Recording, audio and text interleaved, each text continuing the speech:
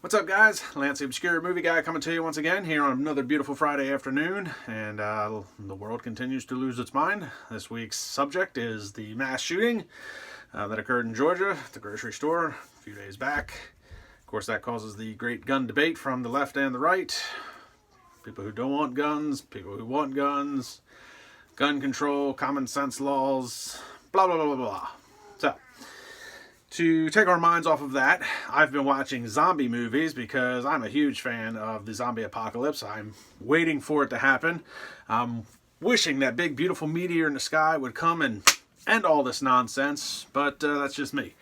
Nonetheless, zombie movies, they've been around forever, much like the horror genre that we talked about a couple episodes back, and the zombie genre is just the same. Long storied history dating back hundreds of years, and not to mention that there's just a slew of zombie movies out there, zombie horror, zombie comedy, the list goes on. But I've got three good ones. Well, I've got two good zombie movies, and then I got one that I thought was going to be a zombie movie going into it, but still turned out to be pretty awesome anyways. But the first one I want to go over is 2013's Wasteland, starring Shammer, Seepersand. I'm not even sure that's how you say his name. Did a really good job acting in it, but he does a lot of British TV. He was on EastEnders. Did a couple episodes with that. But nonetheless, if you're a fan of The Walking Dead, which I know they still have a lot of fans out there, this was actually a really good movie in the respect that it was very much written like a Walking Dead episode. Very much an origin type story. I could definitely see this as a Walking Dead episode, as a backstory to a new character being introduced into the show. Where he is, where he came from, how he got there. It's about 90 minutes long, and it was pretty well written.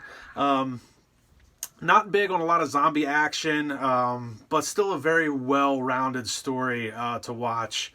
And the production value was pretty, decent for being a very low budget movie. So, worth the watch. Check it out. Wasteland 2013. The next one I want to talk about is called The Day. Now, this I went into thinking that it was about zombies. Turns out it's not. It's actually about post-apocalyptic cannibals. People eating people. But nonetheless, it was actually a pretty cool movie to watch. This one was a little bit... surprised this one wasn't as popular as it was. Actually, it's a halfway decent cast. The production value was really well. It stars Shawn Ashmore, who played Lampfire from The Boys on Amazon Prime. And then the polar opposite, he actually played Iceman / Bobby Drake in the X-Men movies. So, and it also starred Dominic Monaghan from Lord of the Rings and Micheal Eckland, if anybody's a big fan of Winona Earp. I know I am, but he played Boba Del Rey, and he also played Johnny Moon in Mr. Right, which is another movie I will go over in a future episode. But basically, it is The Day. It's basically a day, a group of survivors trying to survive a day from these cannibals trying to lock them up and eat them. And was kind of interesting is that this movie was actually written to be the middle part of a trilogy. Unfortunately, the trilogy has never happened, but this was written to be the middle part. And another interesting note about this movie, when you watch it, it's one of the very, very few, if not like the only that I know of. But the movie was actually shot chronologically. Which is very rare to happen in any type of movie or TV show. A lot of times you just, the way things are scheduled, you have to shoot when you can shoot, where you can shoot. So, a lot of times, like if you look at a movie like Bohemian Rhapsody, I think the first scene that they shot was the ending scene, where, Queen was at Wembley Stadium for Live Aid. Boondock Saints, another good example. The first scene that was shot with Willem Dafoe was taken at the restaurant after Rocco had shot the two guys sitting in the restaurant, which was very, like, 3/4 of the way into the movie. So this movie was actually shot start to finish in its actual chronological order. So that was kind of cool. So props to actors in that regard. It's really got to be difficult to try and... how do you say it? It's got to be hard to play an emotion without having any thing leading up to that. So that probably didn't come out very well. But you know, you take a movie like Bohemian Rhapsody and try to put in the emotion and all of that into the end of the movie when you haven't had to play any of that emotion leading up to it. So regardless, check out The Day, good movie. And then the last one I want to bring up is 2016's Train to Busan. This was a South Korean film. This one was really awesome. This is definitely worth the watch. Stars a bunch of people that I can't pronounce their names. I don't speak Korean.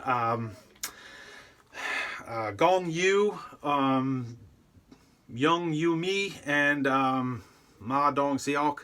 I'm pretty sure I butchered those names, but those are the three main cast members of the movie. And this one's really good because this is basically the start of a zombie apocalypse that starts in South Korea.